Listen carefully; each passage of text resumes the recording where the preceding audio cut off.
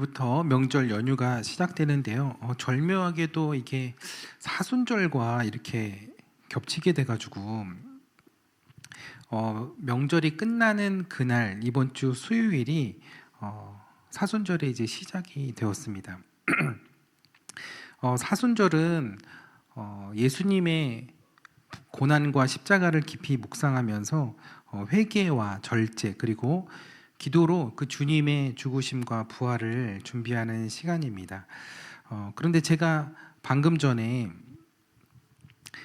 이번 주 수요일부터 이 사순절이 이제 시작이 된다고 말씀을 드렸죠.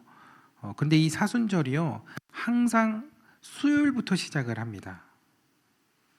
왜 수요일부터 시작이 되는지 아세요? 주일에 시작하면 사람들이 더 많이 기억할 것이고 그 날을 기점으로 결단도 많이 할 거고 교회에서도 더 이 사순절에 대해서 더 강조하기가 좋을 것 같은데 왜 하필 수요일에 이 사순절이 시작되는 걸까요? 그것은 수요일에 어떤 의미가 있어서라기보다는 부활주일이 기준이 되어서 날짜 계산을 하다 보니까 그 시작이 수요일에 맞춰지게 되는 것입니다. 그래서 부활절을 기점으로 주일을 제외하고 40일을 거꾸로 카운트하면 그 요일이 이제 수요일이 되는 거예요. 올해 부활주일이 4월 5일, 4월 첫 주인데 그때부터 6번의 주일을 제외하고 40일을 빼면 이번 주 2월 18일 수요일이 되는 거예요. 그래서 사순절의 시작은 늘 수요일에 맞춰져 있고 수요일에 이제 시작이 됩니다. 그래서 40일 동안을 보내며 지키는 절기다 해서 사순절이라고 하는데 사순절에서 4는 숫자 4를 말하는 것이고 수는 숫자 10을 말하는 것이죠. 그러니까 숫자 10이 4개 있으니까 40이 되는 것이고 40일 동안 지키는 절기다 해서 그것을 사순절이라고 부르는 것입니다. 여러분 작년에 우리가 이제 절기에 대한 이야기를 나누면서 구약의 절기 중에 오순절이라는 것이 있죠. 오순절은 초실절, 그러니까 보리의 수확을 시작으로 하는 그 초실절로부터 50일이 된 날, 그 50일째 지키는 절기를 말합니다. 첫날부터 49일, 77에 49에서 77절의 기간을 49일 보내고 50일째 지키는 절기를 오순절이라고 해요. 그래서 엄격하게 얘기하면 77절과 오순절은 다른 절기라고 할 수 있습니다. 어쨌든 그래서 오순절이라고 하는 것은 50이라는 의미를 가지고 있죠. 우리가 나이를 이야기할 때도 60이 되면 뭐라고 그러죠? 육순이라고 하지 않고 환갑이라고 하는 것이죠.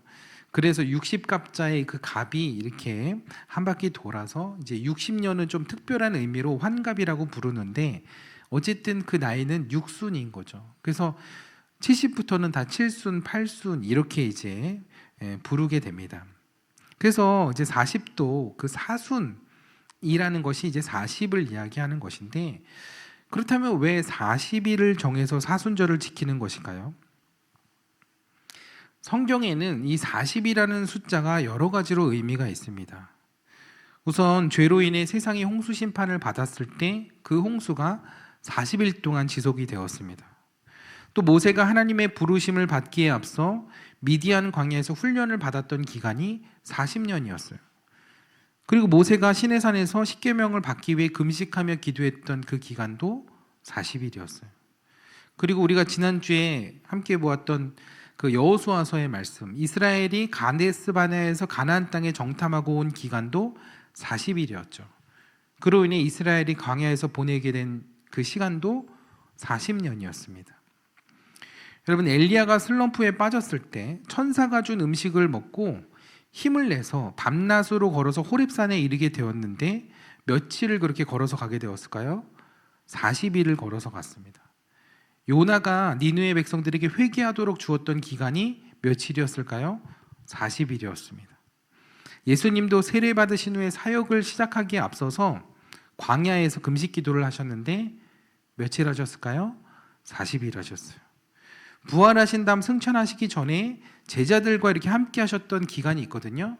며칠이었을까요? 40일? 확실해요? 마지막에 물어보니까 좀 불안하죠. 네, 마지막 예수님께서 이 땅에서 부활하시고 난 다음에 제자들과 함께 거하셨던 그 기간도 40일이었습니다. 그리고 열흘 뒤에 오순절에 성령님이 임하는 그 경험을 이제 제자들이 하게 된 거죠. 그래서 이처럼 성경에 40이라는 숫자가 아주 자주 등장하는데, 그렇다는 것은 이 40이라는 숫자가 성경에서는 매우 의미 있고 중요한 숫자라는 것이죠. 근데 이 40이라는 숫자들을 쭉 그렇게 보니까 하나 공통점이 있는 것 같아요. 그것은 새로운 변화와 시작을 준비하는 기간을 의미할 때 이 40이라는 숫자가 등장한다는 거예요. 여러분, 히브리어로 40을 의미하는 숫자가 mem이라는 알파벳입니다. 아니, 무슨 알파벳이 숫자를 의미하나요? 할 수 있는데 히브리어 알파벳에는 22개의 알파벳이 있습니다. 그래서 보시는 것처럼 그 글자마다 다 부여된 숫자가 있어요. 이렇게 알파벳에 의미를 부여하는 방식을 게마트리아라고 합니다. 그래서 이 게마트리아에 의해서 히브리어 알파벳의 13번째 글자인 이 mem은 그 숫자 값으로 40을 가지게 됩니다. 그리고 그 숫자 값과 더불어서 그 글자가 가지고 있는 의미도 있는데, 이 히브리어 이 알파벳 이 문자는 다 상형 문자인데요. 거기에 이제 연관된 그 물질들이 다 그 의미들이 있어요. 그래서 알파벳 mem이 상징하는 의미는 물입니다. 그래서 저기 mem이라고 되어 있는 저 글씨 옆에 보면 물방울 모양 보이시죠? 저게 이제 물을 의미하는 그런 알파벳이기 때문에 그렇게 표기를 한 겁니다. 히브리어로 물은 마임이에요. 여러분, 그 화장품 중에 알로에 마임 아시죠? 지금은 이름이 그냥 마임으로 이제 바뀌게 되었는데, 홍해실 그 대표님이 이 상호명을 히브리어 마임에서 가져온 거예요. 물이 유대인들에게 있어서 이 물이라는 게 생명과 정화를 상징하거든요. 그래서 이 마임 화장품이 우리의 피부를 정화시켜주고 회생시켜주는 그런 화장품이라는 이미지를 담아서 마임이라는 이름을 붙인 거예요. 그래서 이름이 굉장히 잘 지어진 이름이죠. 화장품도 되게 잘 됐어요. 여러분 다 써보셨어요? 안 써보셨어요? 알로에 마임 안 써보셨어요? 어쨌든 그래서 이 40이라는 숫자가 mem이라는 알파벳과 관련되어 있고, 그것이 상징하는 것은 물이기에 거기에는 정화와 변화의 의미가 담겨져 있다는 거예요. 그게 다 연결되어 있는 거예요. mem, 40, 물. 그래서 성경에서 40이라는 기간은 금식하며 회개하고 정화되는 기간으로 삼는 모습이 자주 나오는 거예요. 그래서 사순절 또한 그런 의미의 기간이라고 생각을 하시면 되는데, 그래서 사순절은 주님 앞에 회개하고 정화되며 변화되는 기간이다라고 생각하시면 됩니다. 교회 전통에서는 이 사순절이 시작되는 수요일에 재를 묻혀서 이마에 이렇게 십자가를 그리고 참회의 기간을 가졌는데요. 그래서 그날을 재수요일이라고 그렇게 불렀습니다. 욥기 42장에 보면 욥이 하나님 앞에서 회개할 때 제 가운데에서 회개한다는 내용이 나옵니다. 구약 시대 사람들은 죄를 깨닫거나 큰 슬픔을 겪었을 때 보통 옷을 찢거나 혹은 재를 머리에 뿌리거나 제 가운데 있는 그 앉는 행동을 통해 마음을 표현을 했습니다. 이것을 근거로 해서 이제 중세 교회에서는 재수요일이라는 예식을 만들고 공식화하게 된 거예요. 여러분, 근데 재는 타고 남은 것이죠. 불이 지나갔다는 거예요. 뜨거운 불은 연단의 과정이고 그 과정을 통해 많은 불순물들이 다 타버리고 소멸이 됩니다. 그래서 재는 정화의 의미를 가지고 있습니다.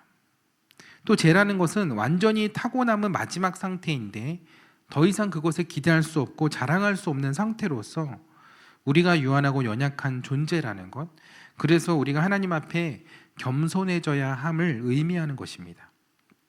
그래서 재를 이마에 바르면서 너는 흙이니 흙으로 돌아갈 것을 기억하라고 그렇게 선포를 했었습니다.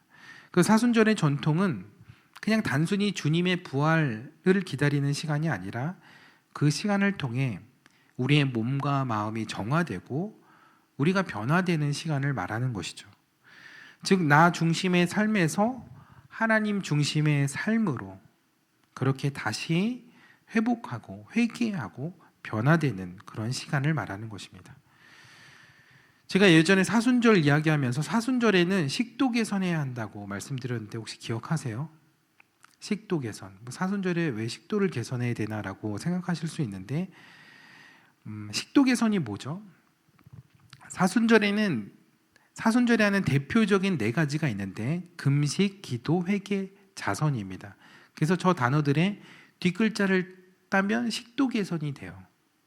그 사순절에는 금식도 하고 절제도 필요한 기간인데 먹을 걸 잘 자제하고 그러면 식도가 저절로 좋아지고 개선이 된다. 그렇게 이제 기억하시라고 식도 개선으로 말씀을 드렸습니다. 그래서 이런 사순절의 이 고행들이 고통스럽게 하려는 목적이 아니라 이 불편함이 나를 새롭게 하는 기간으로, 내가 변화되는 기간으로, 내가 정화되는 기간으로 삼는 것이 중요한 것입니다. 여러분 다이어트가 고통스럽잖아요. 안 고통스러우세요? 네. 근데 그걸 잘 참아내면, 잘 견뎌내면 건강도 회복되고 외모도 변화되는 경험을 하게 되잖아요.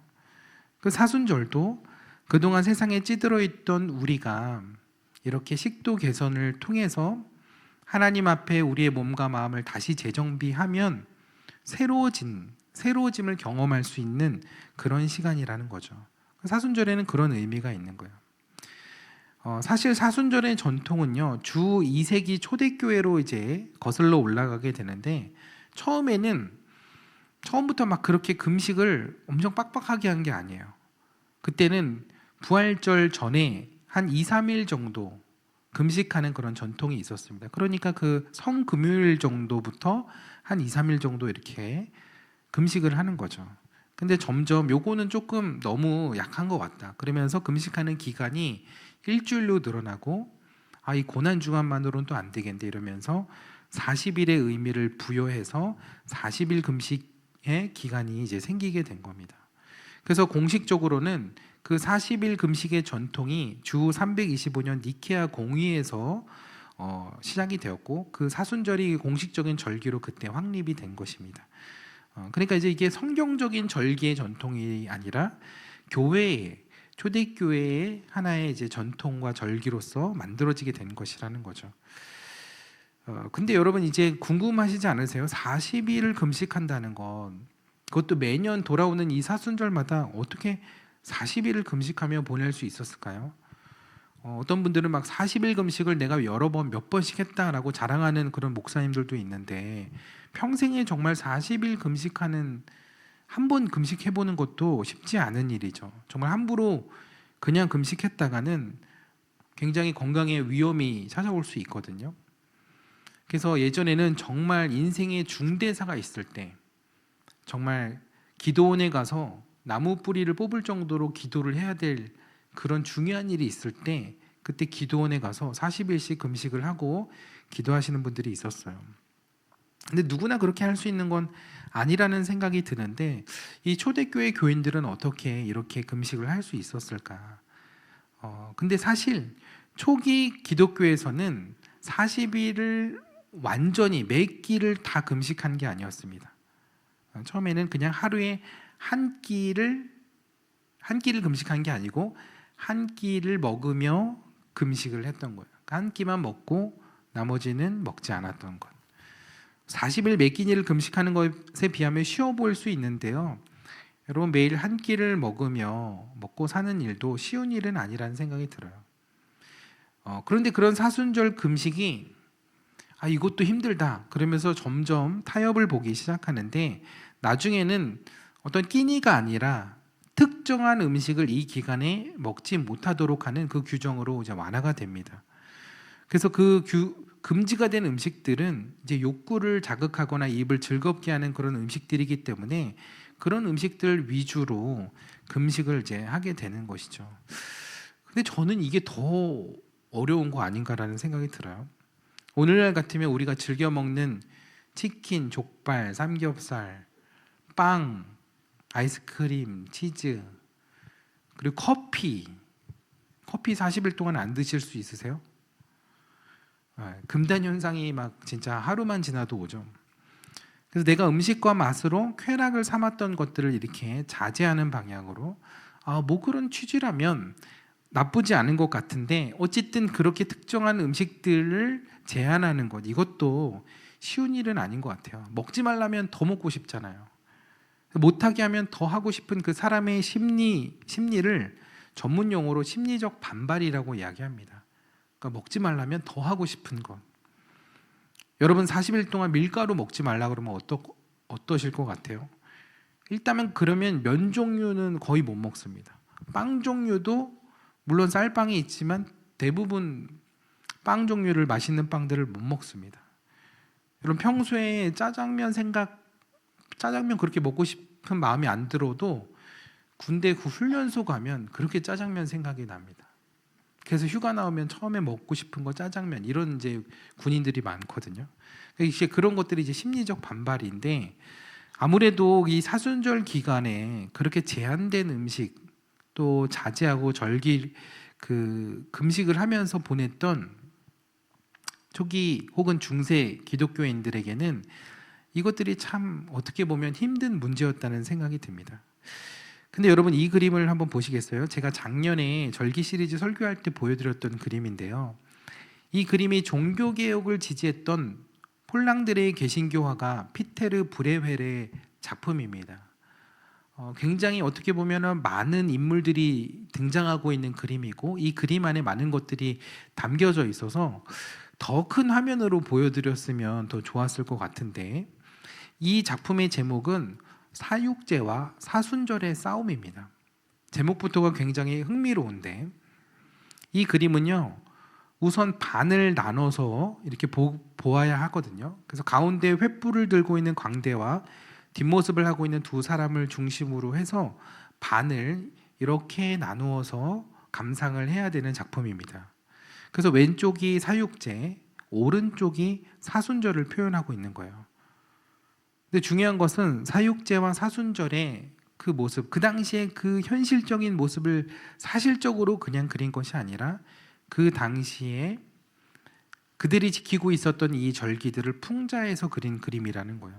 그래서 당시의 관행과 문제점들을 의인화시켜서 표현한 작품이라고 이해를 하시면 됩니다. 그래서 먼저 오른쪽의 사순절의 그림을 먼저 보면 확대를 했지만 조금 잘 안 보이실 수도 있어요.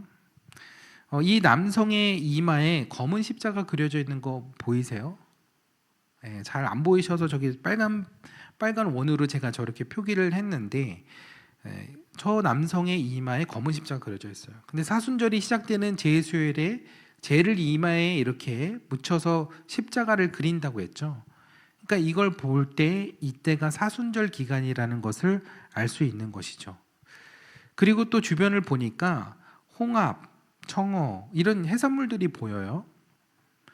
이것 또한 사순절 동안에는 육식이 금지되어 있으니까 다른 음식들, 해산물로 그 음식을 대체하고 있다는 것을 알 수 있는 부분들이고, 이것 또한 사순절을 지키고 있다는 것을 보여주는 것입니다.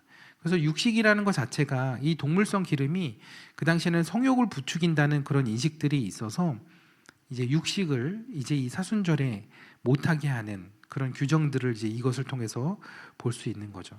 그리고 또 밑에 보이는 특별하게 생긴 프레첼 모양의 이제 빵이 있는데요. 이 프레첼 모양의 빵이 여러분 무엇을 형상한 건지 아세요? 이 프레첼이라는 단어가요 라틴어 브라키움에서 유래된 말입니다. 근데 그 뜻이 팔이란 뜻이에요. 이게 우리 몸에 있는 팔. 그래서 당시 중세 수도사들이 기도할 때 오른손은 왼쪽 어깨, 왼손은 오른쪽 어깨 이렇게 크로스해서 교차해서 이렇게 엎드려 가지고 기도를 했거든요.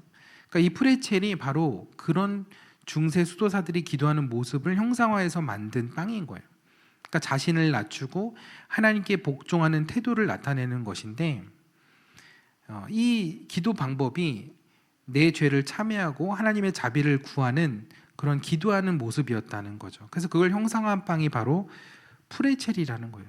그러니까 요즘에는 우리가 프레첼을 너무 거기다 소금도 뿌려 먹고 버터도 발라 먹고 이래가지고 너무 맛있게 먹는 빵인데, 이때는 그 프레첼에 누룩, 우유, 계란, 버터 이런 게 전혀 들어가지 않습니다. 얼마나 퍽퍽하고 얼마나 맛이 없는 빵이겠어요. 그러니까 이게 고행을 나타내는 빵이니까 그런 거예요. 그러니까 거의 무교병이나 마찬가지인데 당시 수도사들은 사순절 동안 이 프레첼과 물만 마시면서 그 사순절을 지키며 보냈다는 거예요. 그래서 이 프레첼은 고행을 상징하는 빵이고 사순절을 나타내는 빵이라는 거예요. 그래서 이 그림이 사순절을 보여주고 있다는 것이죠. 근데 여러분, 이 사순절에 있는 이 사람들이 한번 표정을 보세요. 아까 보여드렸던 그 남성, 십자가가 이마에 그려졌던 그 남성의 표정을 보면 정말 눈빛에 초점이 없어요. 아무런 생각이 없어요. 기쁨이 전혀 없어 보여요. 그리고 앞에서 행렬을 이끄는 사람들은 아주 힘겨워하는 모습으로 보이거든요. 그러니까 이 사람들의 얼굴과 표정과 이것들을 통해서 이 사람들이 사순절을 어떻게 보내고 있는지를 보여주고 있다는 거죠. 당시 사람들이 생각 없이 그냥 관행적으로 지키는 사순절의 그 모습을 풍자해서 그린 그림이기 때문에 그렇죠. 그러면 왼편의 사육제의 그림을 한번 볼까요? 여러분, 사육제라는 말 들어보셨어요? 사육제는 사순절이 시작되기 전에 갖는 축제 기간을 말합니다. 왜 이런 축제가 생겼을까요? 사순절이 시작되면 이제 금식해야 되니까, 많은 것들을 절제하고 먹지 못하니까 그 고행을 시작해야 하는 그 사순절에 앞서서 이제 못 먹을 고기를 마음껏 신나게 먹어보자는 거예요. 공교롭게도 우리 사순절이 설 명절 마지막 날에 있는데 여러분들도 이제 사순절을 시작하기 전에 신나게 고기를 그냥 무한 리필 뷔페 가셔가지고 다 드시는 거예요. 그걸 사육제라고 그러는 거예요. 그러니까 그런 취지로서 만들어진 이 축제가 얼마나 이 사순절의 의미를 훼손하는 거예요. 그 사육제의 뜻이 고기가 사라지는 축제라는 뜻이에요. 사육제에서 사자는 사라지다, 사양하다 사자이고 육은 고기 육자, 그래서 사육제인 거예요. 고기가 사라지는 축제. 근데 여러분, 사육제가 영어로 뭔지 아세요? 영어로 카니발이 바로 사육제입니다.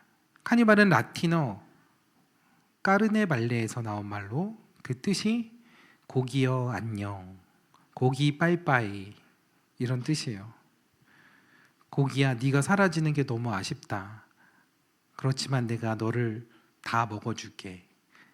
고기 빠이빠이. 이게 이제 사육제 카니발의 뜻이에요. 요즘 차도 이렇게 카니발 차 많잖아요, 요즘에. 그래서 여러분들 고기 드시러 가실 때는 무슨 차를 타고 가야 된다? 진짜 그러시라는 게 아니라 카니발 보면서 기억을 하시라는 거예요. 그래서 카니발이 사육제고, 사순절에 앞서서 그들이 얼마나 이 절기를 지키기 위해서, 이 절기를 버티기 위해서 얼마나 이런 축제까지 벌였는지 그걸 보여주고 그걸 풍자하고 희화한 그림이 바로 이것이라는 거죠.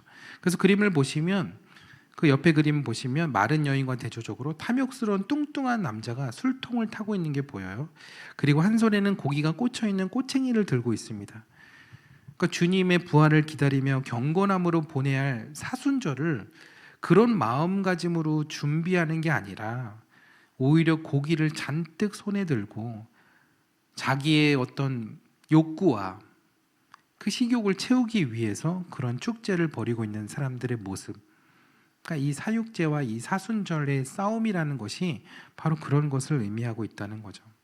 근데 이렇게 변질된 이 사육제의 모습 때문에 오늘날 한국 교회에서는 프로테스탄트 정신, 그러니까는 카톨릭에서 종교 개혁을 일으켜서 나온 이 장로교들은 사순절을 지키지 않겠다라고 결의를 하고, 지금은 그래서 장로교에서는 사순절을 강조하거나 지키지 않고 있습니다.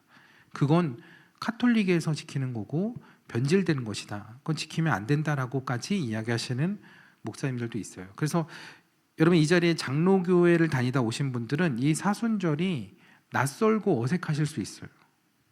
근데 우리 감리교회에서는 사순절을 지키고 있거든요. 근데 이게 잘못된 이 중세교의 이 사육제의 전통을 따르려는 것이 아니라 우리는 그에 앞서 초대교회의 전통을 따르는 것입니다. 중요한 것은 사순절을 지키냐 안 지키냐에 있는 게 아니에요. 왜냐하면 사순절이 사순절에만 지켜서는 의미가 있는 것이 아니기 때문에 그래요. 그러니까 사순절에만 내가 절제하고 정화되고 내가 이때만 금식하며 보내면 그게 사순절의 의미가 지켜지는 게 아니라는 거예요. 그것은 하나의 시작이 되고 계기가 되는 기간인 거예요. 우리가 한 해를 시작하면서 그렇게 하나님께 회개하고 우리의 마음과 몸을 새롭게 하고 정화시키면서 40일만 딱 하고 그 다음부터 또다시 축제를 벌이라는 게 아니에요. 다시 고기를 실컷 그렇게 먹는 카니발을 시작하라는 게 아니잖아요. 그러니까 이 사순절을 통해서 우리가 새 봄을 맞으면서 우리의 몸과 마음을 다시 다짐하고 그렇게 한 해를 시작하는 그 한 해가 올 한 해 마무리가 되었을 때도 그 의미와 그 하나님 앞에서의 정화된 모습, 순결한 모습을 지키고자 하는 마음들이 계속 유지되어야 하는 것이기 때문에 그래요. 그래서 사순절은 사순절 기간에만 지키자는 그런 의미와 취지가 아니라는 거죠. 그래서 우리의 삶 속에서 주님의 죽으심과 부활을 기억하고 내 삶이 그 주님을 모시고 살아가는 그 삶에 합당한 모습으로 계속 변해가고 그 모습을 지켜가고 있냐가 중요하다는 거예요. 그래서 해마다 돌아오는 사순절과 부활절을 아무리 열심히 지켜도 내 삶이 여전히 변해가지 않는다면 그 사순절이 나에게 무슨 의미가 있겠냐는 거예요. 금식을 하고 기도를 하고 아무리 좋은 일을 많이 한다고 해도 십자가의 능력이 내 삶에 나타나지 않고 내 삶이 여전히 정화되지 않고 내 삶이 여전히 그리스도의 삶으로서 살아가지 못하고 있다면 그 절기를 보내고 그 절기를 지키는 그 행위들이 무슨 의미가 있겠냐는 거예요. 그래서 오늘 우리가 읽은 요엘서의 말씀에서도 옷을 찢으며 회개하는 그 형식과 행위에 매이지 말라는 거예요. 더 중요한 것은 옷을 찢는 것보다 더 중요한 것은 너희 마음을 찢는 것이라는 거예요. 그 마음을 찢고 너희 마음을 하나님께로 돌이키라는 거예요. 옷을 찢고 안 찢고 이게 중요한 것이 아니라 우리의 마음이 하나님께 돌아가는 것이 중요하다는 거예요. 하나님을 떠나 살아가고 있는 것이 얼마나 큰 죄이며 고통이라는 것을 마음을 찢는 심정으로 깨달으라는 거예요. 결국 그 마음을 찢는 것을 통해 우리가 돌아가야 할 곳은 여호와 하나님이라는 거예요. 하나님은 거룩하시고 하나님은 죄가 없으시며 선하신 분이신데 우리가 어떻게 하나님께 돌아갈 수 있겠어요? 우리가 거룩함을 입어야 하는 것이고 우리가 그 하나님의 선하심을 닮아야 하는 것이고 우리가 하나님 앞에 가는데 거슬리는 그 모든 것들을 제거하고 소멸해야 하나님께 갈 수 있는 것이죠. 그동안 분주함 속에 하나님 없이 살았던 내 모든 삶과 더러워진 내 생각과 내 모든 발걸음들을 되돌아보면서 그래서 마음을 찢고 회개하고 주님께 돌아오라는 거예요. 그래서 우리가 이번 사순절을 보내며 올해도 또다시 반복되는 그리고 의미 없이 지나가는 사순절이 아니라 하나님 앞에 새 마음으로 다시 서게 되는 그런 사순절 기간이 되기를 축복합니다. 그래서 우리의 마음이, 우리의 시선이, 우리의 삶이 다시 주님께로 돌아가는 그런 은혜가 있게 되기를 축복합니다. 여러분, 회개하는 것도 좋은 때가 있어요. 회개의 시즌이 있어요. 유대인들은 그때가 새해를 시작하면서 나팔절이 유대인들에겐 새해인데 새해를 시작하고 나팔절로부터 열흘 뒤에 대속제일이 있거든요. 그 대속제일에는 이스라엘 백성 모든 백성들의 죄를 한 번에 해결하는 날이에요. 그러니까 그 열흘의 기간 동안에는 하나님 앞에 회개하는 기간을 가져요. 그때는 하나님께서 어떤 죄도 용서해 주신다는 그들의 믿음이 있기 때문이에요. 그래서 그때가 그들에게는 회개하기 좋은 때라고 생각을 합니다. 근데 우리에게는 사순절이 바로 그런 때라고 저는 생각해요. 한 해를 시작하면서 우리가 또 이번 설 명절을 또 이렇게 시작하고 마무리하면서 이제 사순절로 들어가게 되는데 이때가 우리에게 좋은 기회라는 것이죠. 그래서 여러분, 올해 사순절은 그냥 지나가지 않았으면 좋겠습니다. 그동안 무뎌지고 무심하고 무너졌던, 그래서 그냥 지나쳐 왔던 그런 은밀한 죄가 내 안에 있다면, 내가 하나님 앞에 여전히 돌이키지 못하고 있는 그런 죄의 습관들과 죄의 마음들이 있다면, 이번 기회를 통해서 회개하며 또 하나님 앞에 정화되며 새 몸과 마음을 회복할 수 있는 저와 여러분들이 되시기를 축복합니다.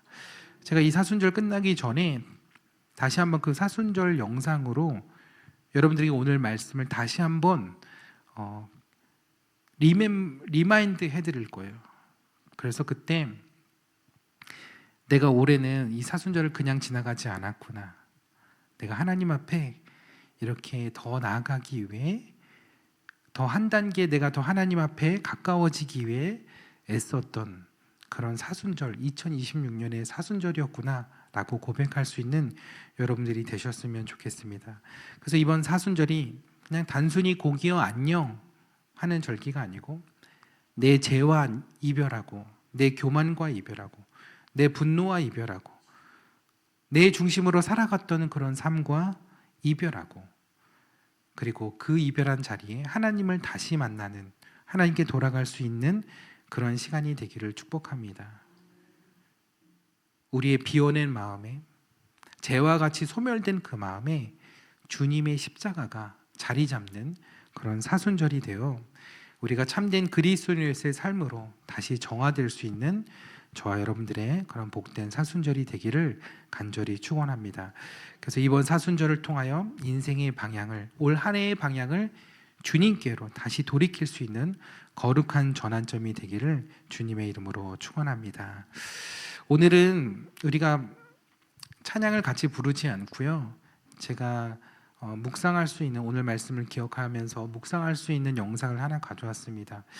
그 묵상 찬양의 제목이 이제 내가 진짜 그리스도인인가 라는 제목인데, 내가 하나님 앞에 교회도 다니고 하나님 앞에 살아가는 그리스도인이라고 하면서 여전히 내 삶의 결단을 미루고, 내 삶은 하나님 앞에서 온전함을 찾지 못하고 구하지 못하고 그렇게 살아가는 우리의 모습은 아닌지, 내가 정말 주님을 사랑한다고 하면서 내 삶은 여전히 주님이 싫어하는 일들을 하고 있는 것은 아닌지, 그래서 우리의 삶을 돌아보며 오늘 말씀을 기억하며 이 결단 영상으로 묵상하고 우리 마무리 기도하도록 하겠습니다. 거룩하신 하나님, 우리에게 또 한 번의 사순절을 허락하여 주심에 감사드립니다. 올해 사순절도 그냥 그렇게 지나가는 절기가 아니라 우리의 몸과 마음과 또 우리의 영혼이 새롭게 되는 시간이 되게 하여 주옵소서. 사람들에게 보여지는 겉모습만 치장하는 그런 우리가 아니라, 형식적인 신앙에 안주하는 그런 우리가 아니라, 나를 주님 앞에 또 말씀 앞에 돌아보는 저희들이 되기를 원합니다. 주님, 우리의 어둡고 감춰지고 그 은밀한 마음 가운데 주님의 빛을 비추어 주옵소서. 내가 진짜 그리스도인이라고 말할 수 있는 사순절이 되기를 원합니다. 내가 정말 그리스도인이라고 말할 수 있는 우리 명절 연휴 기간이 되기를 원합니다. 주님의 십자가와 부활을 믿는 그리스도인으로서 찢어야 할 옷이 아닌 찢어야 할 마음을 보게 하시고, 끊어야 할 음식이 아닌 끊어야 할 죄를 보게 하여 주옵소서. 우리가 흙임을 기억하게 하시되 그 흙 위에 십자가의 은혜가 덮여 있음을 더 깊이 깨닫게 하시고, 우리의 노력과 의지가 아닌 오직 십자가의 은혜를 붙들게 하여 주옵소서.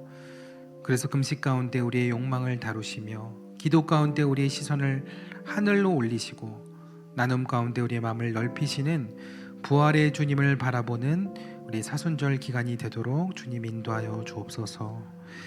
이제는 우리를 위하여 십자가의 길을 기꺼이 걸어가신 우리 주 예수 그리스도의 은혜와 마음을 찢고 돌아오기를 기다리시는 하나님 아버지의 한량없는 사랑하심과 우리의 굳은 마음을 녹이시고 우리를 새롭게 하시는 성령님의 감동 교통하심이 이번 사순절의 기간을 통하여 형식이 아닌 진실로 주님께로 돌아오기를 원하는 우리 영정만나의 사랑하는 모든 성도들 머리 위에, 또 그 권속들과 그 가정과 일터와 또 함께 예배하는 모든 지체들의 머리 위에 이제로부터 영원토록 함께 하시기를 간절히 축원하옵나이다. 아멘.